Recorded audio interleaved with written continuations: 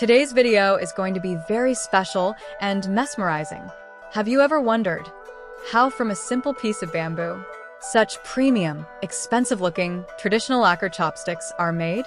First, it all begins with making the colors.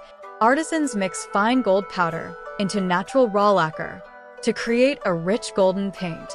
Then it is pressed through paper and cloth and filtered to get a perfectly smooth paste. In the same way, vibrant red and deep black lacquers are also prepared, and then these pots are left to set for a whole month. Now comes the bamboo. A fresh green bamboo is first neatly cut and then split into small strips. Look at the precision of the craftsmanship. Using a sharp tool, these strips are carefully carved and sanded into perfectly straight, square, and round chopstick shapes. To remove excess oil from the raw bamboo sticks, they are soaked in a white flour or lime-like solution for 3 days. After that, they are washed thoroughly with water and dried under the sun. Once dried, a thin pin is attached to the top of each chopstick, so they can be handled easily in the next steps. Now begins the long, patient process of lacquer coating. First, a base coat is applied, then a thick layer of black lacquer is added, and they are left to dry for 7 days. After that comes the most important part, using a natural sponge or dried loofah. Bright red lacquer is dabbed onto the sticks. This creates a beautiful, uneven textured pattern.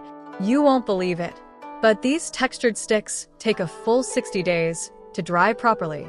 After 60 days, when they are completely dry, multiple alternating layers of black, clear, and golden lacquer are painted over them. Now place these coated chopsticks in water and slowly rub them on a stone. As the extra black and clear layers are removed, the hidden, magical red and black speckled pattern starts to appear. This process looks so satisfying, doesn't it? The pattern is ready. But what about that glossy shine? For that, vegetable oil and a fine gray powder are used, and the chopsticks are rubbed continuously by hand. Finally, the chopsticks are washed with soapy water to remove all the extra oil and powder. And there you go. These stunning, handcrafted, traditional lacquer chopsticks are ready. In the end, when the artisan and their lovely family enjoy hot noodles with these beautiful chopsticks, it truly feels like all that effort was worth it. These are not just utensils. They are heritage. So, guys, how did you like this traditional art and such a detailed process? Let me know in the comments. And if you enjoyed the video, don't forget to like,